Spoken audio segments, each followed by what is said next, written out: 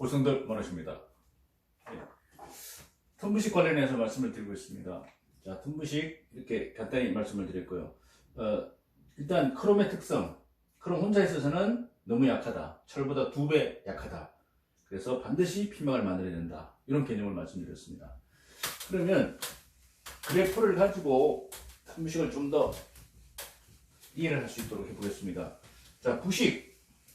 보통 아까 부식 인자를 산소, 용존산소 또는 산소, 염소이온, 수소이온 세 가지를 말씀드렸는데요. 자, 그러면 요건 어떨까요?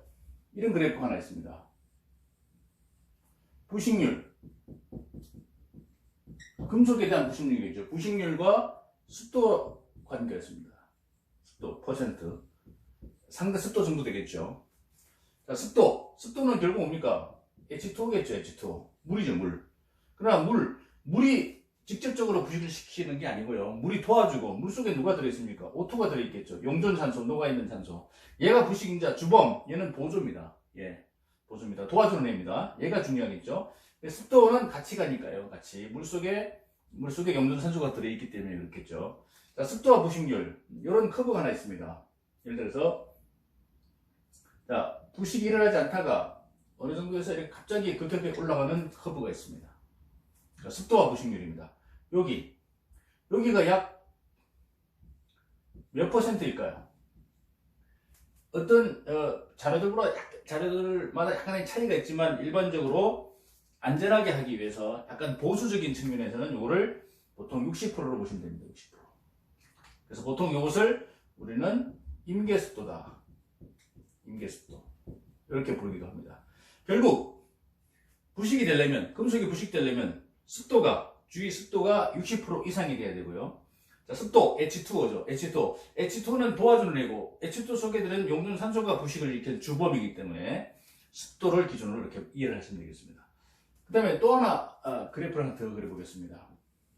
자, 틈부식을 이해하기 위해서는 이 두 가지를 같이 이해하시는 게 좋을 것 같습니다. 자, 부식률이고요. 저것은 부식률이고, 용존산소, 그러니까 물속에 들어있는 얘는 습도고, 용존산소 농도와 관계를 한번 보겠습니다. 농도 단위는 ppm이겠죠. ppm. 자, 이런 게 있습니다. 자, 용존산소 0%면 부식이 안 되겠죠. 만약에 한 30%다, 한 100%다, 100%다 예를 들어서 그렇게 됐을 때, 자, 커브가 두 가지가 있는데요. 자, 이런 커브 어떻습니까? 이런 커브. 이런 커브가 하나 있습니다. 여기를 약 8ppm으로 적겠습니다. 이걸 약 30으로 보겠습니다. 자, 8. 왜 제가 8이라는 말을 썼을까요? 자, 혹시 요거 한번 아시는 분 한번 퀴즈 드려보겠습니다. 수중, 일반 수중. 바닷물, 강물, 수돗물 할 수 없이 수중 용존산소 농도는 약 몇 ppm일까요? 퀴즈입니다. 일반 상식처럼 보이는데 상당히 어렵습니다. 일반 수중, 해수, 강물, 수돗물 할 것 없이 산소를 빼지 않는 이상 물속에 들어있는 용존산소 농도는 약 8ppm입니다. 그래서 8이란 말을 제가 적었죠. 8ppm 봤을 때, 자, 이걸 쫙 봤을 때, 자, 산소와 비례관계 있는 거, 얘가 바로 탄소광으로 보시면 되겠죠. 탄소광. 비스테네스, 스테네스 아닌 애들. 비스테네스강, 이렇게 보시면 되겠죠.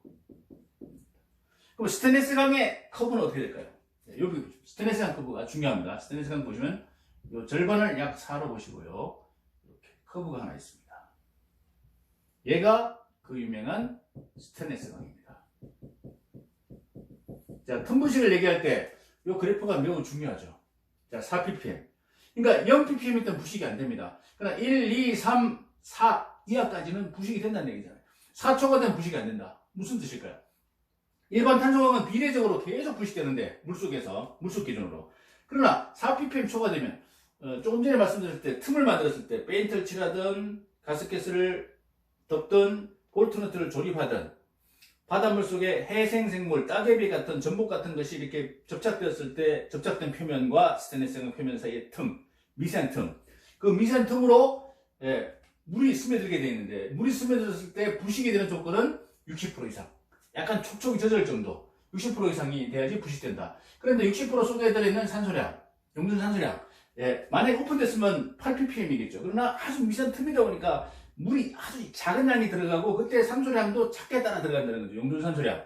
그래서 4ppm 이상이 되면 부식이 안 된다. 무슨 말이냐면 틈 속에 만약에 물이 스며 들어가는데 충분한 물이 들어가고 용존 산소가 4ppm 초과되면 피막을 다시 만들어서 부식이 안 되는데 너무 미세한 틈이다 보니까 그 미세한 틈으로 물이 들어가는데 너무 적은 양이 들어가. 60% 이상은 기준이래. 60% 이상의 물, 약간 촉촉한데 그 속에 들어있는 양이, 산소량이 4ppm 이하, 1, 2, 3 정도 되면 어떻게 됩니까? 3 정도 되면 피막을 만들 만한 충분한 양은 산소는 안 되고 대신 부식은 시킬 수 있다. 이게 바로 틈부식입니다. 자, 이렇게 해서 스테인리스 강이 너무나 좋은 강이지만 이 틈부식 때문에 어떤 아킬레스 건으로 작용하고 있습니다. 아킬레스 건이죠. 이 틈부식. 자, 그럼 어떻게 이 틈부식을 해결할까요? 방식 대책, 틈부식 방식 대책. 그럼 어떻게 합니까? 만약에 가스켓을 주려고 했는데, 만약에 페인트를 칠했는데 그 사이로 산소를 막 공급하면 되겠죠. 그러나 그건 불가능합니다. 실제적으로. 구조상으로 불가능합니다. 조립할 수밖에 없고, 예를 들어서 볼트 너트를 조립했는데요. 볼트. 여기 와샤. 그 다음에 여기가 무슨 기계 본체다. 그러면 여기 와샤 밑에 볼트 머리와 와샤 사이, 이 사이가 바로 틈부식 장소입니다. 틈부식 발생 장소. 왜 그러냐면 이 속으로 일단 덮었고요. 표면을 덮었기 때문에 피막 CR2O3는 깨졌고요. CR2O3는 파괴되고 그 사이로 물이 스며들고 물이 스며들는데 그 습도는 60% 이상이 되는 조건, 50%, 40%는 안 됩니다. 60% 이상 조건에서 그 미세한 틈으로 너무나 작은 양의 물이 들어가고 용존 산소량이 1, 2, 3 정도의 아주 미량이 들어갔을 때 여기서 부식이 발생된다. 틈부식 발생. 자, 그렇다고 그러면 이걸 방지하기 위해서 산소를 충분히 공급하기 위해서 4ppm 초과하기 위해서 여기다 막 공기를 지원할 수는 없지 않습니까? 예. 그래서 이 상태로서는 틈부식을 피할 방법이 없습니다. 그럼 틈부식을 피할 수 없으면 어떻게 될까요? 안 되죠. 대책이 세워져야 되겠죠. 예, 그래서 틈부식 방지 대책이 있습니다. 틈부식 방지 대책. 자, 그러면 중요한 건데요. 틈부식 방지 대책. 간단합니다. 틈부식 방지 대책. 자, 산소량을 충분히 줄 수 없는 구조이기 때문에 자, 특수 원소를 투입하겠습니다. 어떤 원소를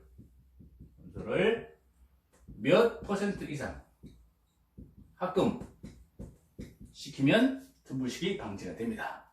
자, 이런 충분한 산소 공급이 되지 않아서 일으키는 피막 깨지면서 크롬 혼자 나오니까 철보다 약하고 부식되고 이런 틈부식을 방지하기 위해서는 어떤 원소를 몇 프로? 퀴즈입니다. 자, 어떻게 눈치를 좀 채셨습니까? 예, 여기는 그 유명한 몰리브덴이 들어가야 됩니다. 몰리브덴. 약 4% 이상입니다. 자, 어떤 종류에 따라 4%짜리, 6%짜리 이렇게 여러 가지 넣는 경우가 있는데 4% 이상. 요 기준. 요 기준을 가지고 우리가 틈부식을 방지할 수 있다. 이렇게 보시면 4% 이상의 합금.